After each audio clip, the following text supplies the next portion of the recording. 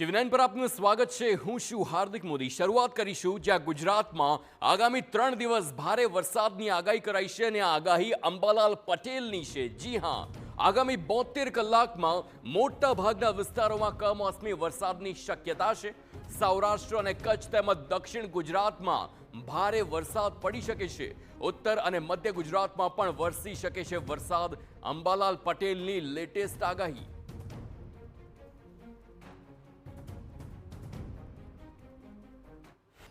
હમણાં આગામી 72 કલાકમાં કમોસમી વરસાદની શક્યતા રહેશે, જેમાં મુંબઈના ભાગોમાં ભારે વરસાદ થવાની શક્યતા રહેશે।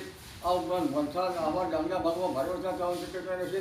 તો નાની નદીઓમાં પૂર આવે તો વરસાદ થવાની શક્યતા રહેશે। સુરત, નવસારીના ભાગોમાં પણ કમોસમી વરસાદ થવાની શક્યતા રહેશે, ત્યારે ભારે વરસાદ થવાની શક્યતા રહેશે।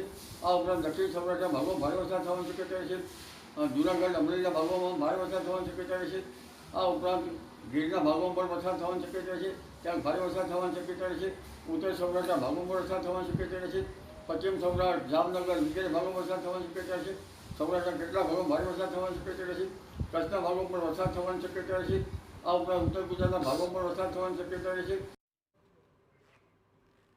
તો આ હતી વરસાદની આગાહી, પરંતુ બીજી પણ એક આગાહી કરવામાં આવી છે જ્યાં ગુજરાતમાં આ વર્ષે કાતિલ ઠંડી પડવાના એંધાણ છે। અંબાલાલ પટેલની આગાહી, ડિસેમ્બરના અંતમાં ભૂક્કા બોલાવશે ઠંડી। 22 ડિસેમ્બર બાદ ગુજરાતમાં ગાત્રો થીજવતી ઠંડી પડશે।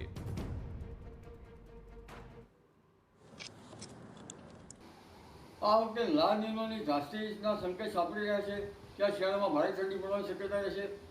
લગભગ 1 ડિસેમ્બરથી ઠંડીની કંઈક અસર છે અને લઘુત્તમ તાપમાન 15-16 ડિગ્રી સેલ્સિયસ જેવું રહેવાની શક્યતા રહેશે।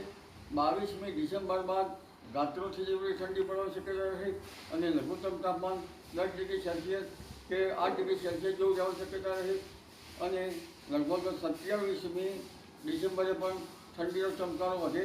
11મી જાન્યુઆરીએ ઠંડીનો ચમકારો વધે અને ઉત્તરાયણ બાદ પણ ઠંડી આવવાની શક્યતા રહે।